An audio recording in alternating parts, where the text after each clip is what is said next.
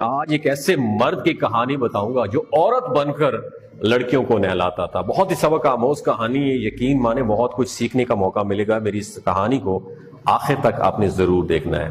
یہ جو مرد ہے جس کی میں بات کر رہا ہوں یہ عورت نما آدمی تھا. باریک آواز تھی, بغیر داڑھی اور نازک اندام مرد تھا. اپنی ظاہری شکل و صورت سے فائدہ اٹھاتے ہوئے زنانہ حمام میں عورتوں کا مساج کرتا اور میل اتارتا تھا عورتوں کی. کوئی بھی اس کی حقیقت کو نہیں جانتا تھا, سبھی اسے عورت سمجھتے تھے. یہ طریقہ اس کے لیے ذریعہ معاش بھی تھا اور عورتوں کی جسم سے لذت بھی لیتا تھا. کئی بار ضمیر کے ملامت کرنے پر اس نے اس کام سے توبہ بھی کر لی, لیکن ہمیشہ اپنی توبہ توڑتا رہا. ایک دن بادشاہ کی بیٹی حمام گئی. حمام اور مساج کرنے کے بعد پتہ چلا کہ وہ بادشاہ کی بیٹی کا ایک بہت قیمتی موتی